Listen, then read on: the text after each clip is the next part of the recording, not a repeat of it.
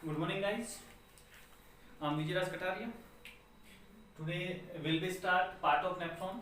Previous lecture में हमने study की थी नेफ्रॉन्स के बारे में, तो नेफ्रॉन्स के बारे में हमने कंप्लीटली स्ट्रक्चर्स को उसको देख लिया था।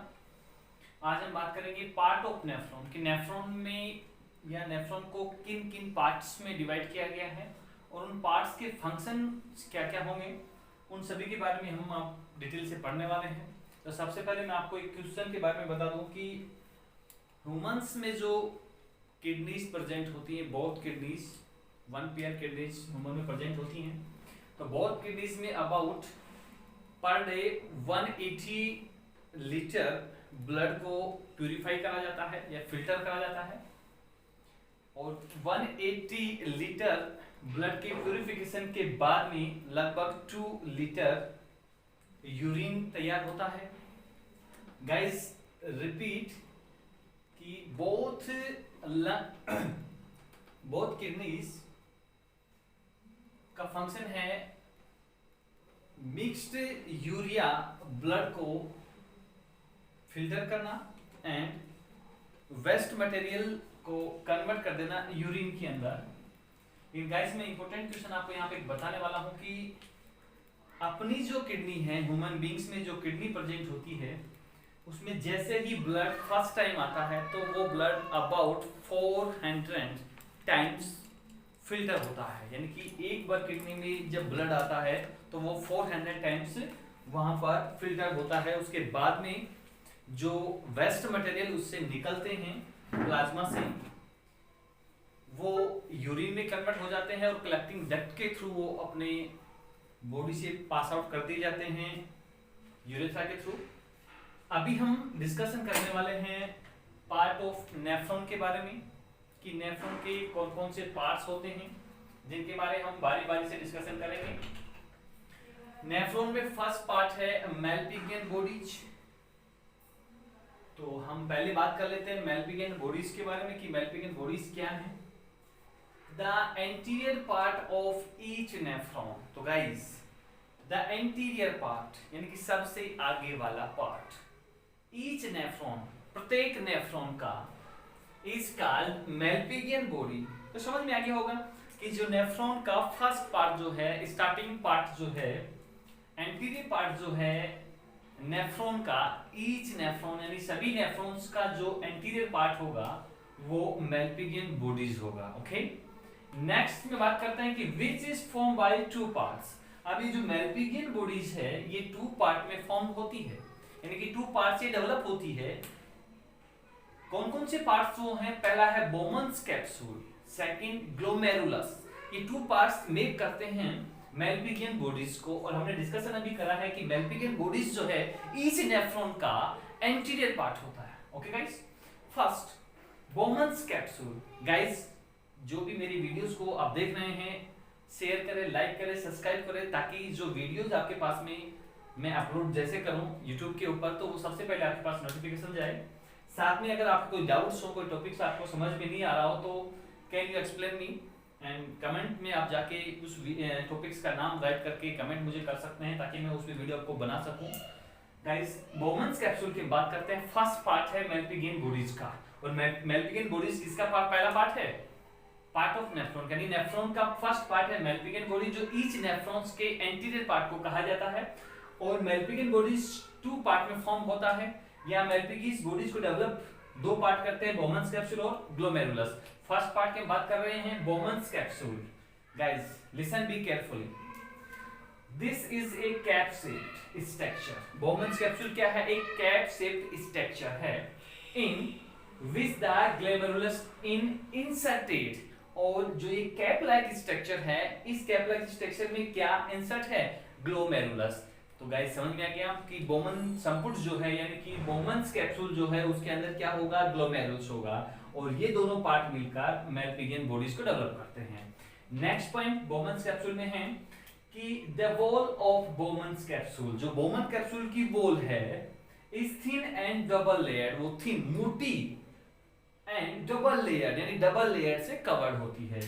थर्ड पॉइंट इसका बोमन्स कैप्सूल में आता है कि these layers are formed of स्क्यूमस epithelium. और ये जो थिन डबल लेयर जो होती है ये किससे फॉर्म होती है? स्क्यूमस एपिथेलियम से ये कवर्ड होती है या डेवलप होती है।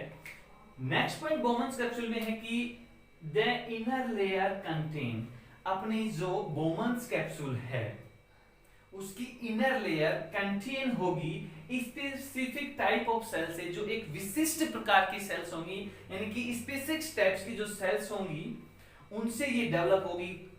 कौन?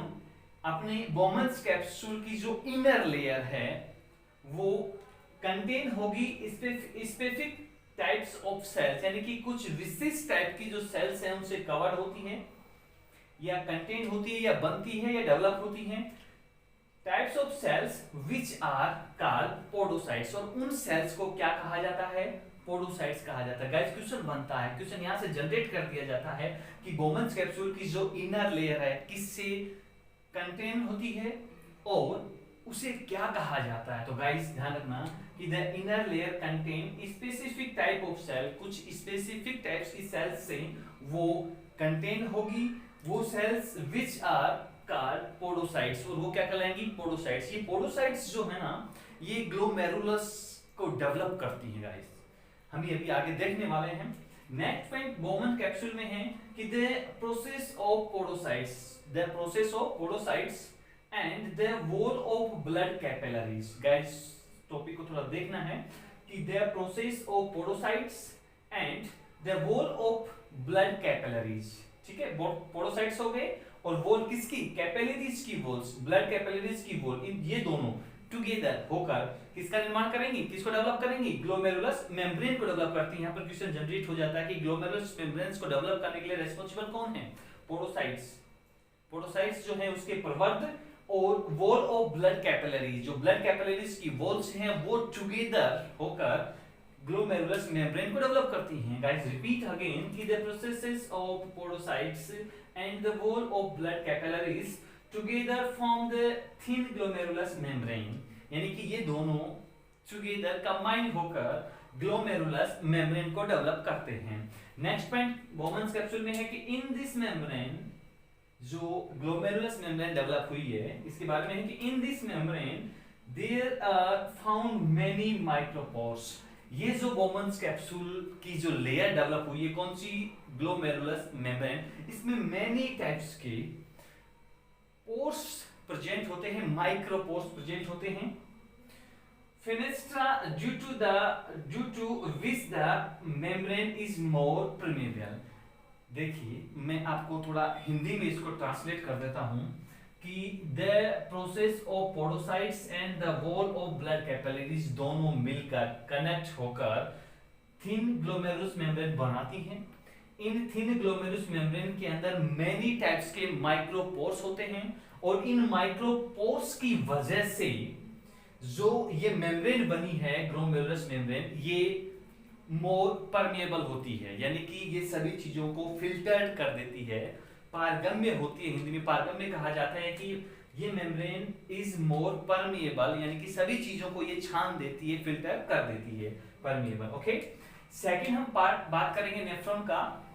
मेल्पिगियन बॉडीज में ग्लोमेरुलस जो मोस्ट इंपोर्टेंट पार्ट है फिल्टर की प्रोसेस के लिए।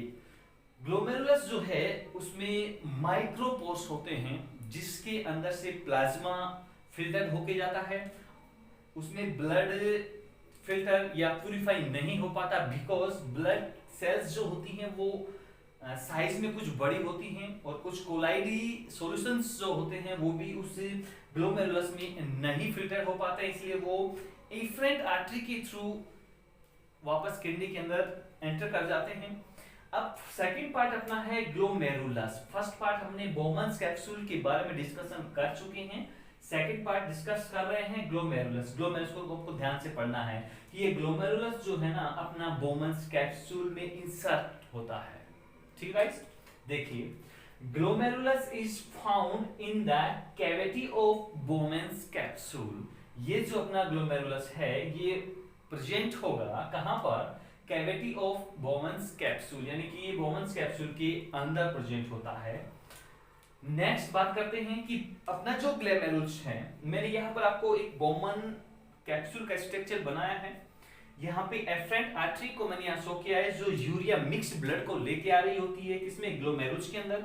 एंड ग्लोमेरुल्स के अंदर मेनी माइक्रोपोर्स प्रेजेंट होते हैं, जिसके थ्रू प्लाज्मा तो फिल्टर हो जाता है, but blood cells and colloidal solutions जो होते हैं वो इसमें नहीं फिल्टर हो पाते, इसलिए वो इफरेंट आर्टरी के थ्रू बाहर को निकल जाते हैं। ठीक है, यानी कि afferent artery urea mixed blood को ग्लोमेरुल्स में लाएगी, और ग्लोमेरुल्स में मेनी माइक्रोपोर्स होते हैं जो प्लाज्मा को फिल्टर कर देते हैं, और जो बचे हुए ब्लड सेल्स हो गई, कोलाइडी सॉल्यूशंस हो गई, वो इफरेंट आर्टरी के थ्रू बाहर को निकल जाते हैं। यहाँ पर मैंने डीसीटी को दिखाया है, डिस्टल कोनुलेटेड ट्यूबुल्स। यहाँ ये रेड कलर में मैंने दिखाया हुआ है ग्लोमेरुलस। यहाँ पर मैंने एफरेंट आर्टरी को दिखाया है, यानी एफरेंट आर्टरियोल, आर्टरी की सबसे स्मॉलेस्ट यूनिट आर्टरियोल। ओके, ठीक है। और यहाँ पर ये जो है ये बॉमन कैप्सूल है, और ये जो मैंने ब्लू कलर में स्ट्रक्चर बनाई है ये पीसीटी है, प्रॉक्सिमल कॉन्क्लेटेड ट्यूबुल्स। ओके, अब हम बात कर रहे हैं ग्लोमेरुल्स के बारे में। सेकंड पॉइंट ग्लोमेरुल्स में क्या है कि afferent arteriole from renal arteries. अब एफरेंट आर्टरियोल्स जो है रीनल आर्टरी से कलेक्ट करती है मिक्स ब्लड को। तो गाइस ध्यान रखना, afferent arteriole from renal artery supplies blood to glomerulus, यानी कि जो ग्लोमेरुलस है जहां पर फिल्ट्रेशन की प्रोसेस होना है, वहां एफरेंट आर्टरियोल से ब्लड को कलेक्ट करती है। कहां से, रीनल आर्टरी से। कौन सी arteriole, afferent arteriole renal artery से इम्प्योर ब्लड को, यूरिया मिक्स ब्लड को कलेक्ट करती है और ग्लोमेरुल्स तक पहुंचा देती है। एंड इफरेंट आर्टरियोल्स, अब इफरेंट आर्टरियोल्स क्या करती है, efferent arterioles takes out the blood. Efferent artery क्या करेगी, जो ब्लड बच गया है, प्यूरिफाई नहीं हुआ है, फिल्टर नहीं हुआ है, वो इफरेंट आर्टरियोल के थ्रू उस ग्लोमेरुल से बाहर चला जाता है। गाइस यहाँ पर क्वेश्चन जनरेट हो जाता है कि ब्लड को ग्लोमेरुल्स में लाने के लिए कौन सी आर्टरियोल्स होती है, तो एफरेंट आर्टरियोल्स ब्लड को लाएगी रीनल आर्टरी से ग्लोमेरुल्स के अंदर। ठीक है, अब ग्लोमेरुल्स में फिल्ट्रेशन का प्रोसेस होगा, उसके बाद ग्लोमेरुलस से इफरेंट आर्टरियोल्स जो है उस ब्लड को बाहर ले जाती है। अगली बात करते हैं, afferent arteriole divides into 50 branches. अब क्वेश्चन यहां पर बन गया है, मोस्ट इंपोर्टेंट क्वेश्चन है guys, so listen be carefully. Afferent arteriole divides into 50 branches, यानी कि एफरेंट आर्टरियोल्स जो है वो 50 ब्रांचेस में डिवाइड होकर क्या बनाती है, ग्लोमेरुलस बनाती है। तो देखिए, afferent arteriole divides into 50 branches to from the glomerulus, वो ग्लोमेरुलस को डेवलप करती हैं। एफरेंट आर्टरियोल की अबाउट 50 ब्रांचेस ग्लोमेरुलस डेवलप करती हैं। नेक्स्ट पॉइंट क्या है कि the diameter of afferent arteriole. अब दोनों में कंपेयर करेंगे हम, एफरेंट आर्टरी और इफरेंट आर्टरी। एफरेंट आर्टरी में यूरिया मिक्स ब्लड होता है, मतलब उसका डायमीटर ज्यादा होगा, बट इफरेंट आर्टरी में फिल्ट्रेशन के बाद का ब्लड रहता है, यानी कि उसका डायमीटर थोड़ा कम होगा। तो देखिए, the diameter of afferent arteriole is more in comparison to efferent arteriole, यानी कि एफरेंट आर्टरी का जो डायमीटर होता है वो इफरेंट आर्टरी के कंपैरिजन में ज्यादा होता है। नेक्स्ट हम ग्लोमेरुलस में बात करने वाले हैं कि the wall of capillaries are made endothelium. जो वॉल है कैपिलरीज की वो किससे बनती है, एंडोथेलियम से बनती है। And in the this are found pores of, और इसके अंदर जो पोर्स होंगे वो 500 से 1000 यानी कि 500 to 1000 एंगस्ट्रम के इसके अंदर पोर्स होते हैं। किसमें, वॉल ऑफ कैपिलरीज में, जो किससे बन रही है, एंडोथेलियम से बन रही है, और उनके अंदर पोर्स होंगे 500 से 1000 एंगस्ट्रम के। Diameter the endothelium of blood, यानी कि diameter the endothelium of blood capillaries and the epithelium of Bowman's capsule. Guys ध्यान रखना, किसका डायमीटर, एंडोथेलियम क्या है, ब्लड कैपिलरीज का डायमीटर है, and the epithelium of Bowman's capsule together work of filtration layers. ये दोनों मिलकर, कौन कौन मिलकर, एंडोथेलियम किसका, ब्लड कैपिलरीज का वॉल है, दूसरा एपिथेलियम किसका है, बोमन कैप्सूल का है, ये दोनों मिलकर क्या काम कर रहे हैं, वर्क ऑफ फिल्ट्रेशन लेयर को डेवलप कर रहे हैं। ठीक है गाइस, अब यहां पर एक बार इस डायग्राम को हम समझ लेते हैं।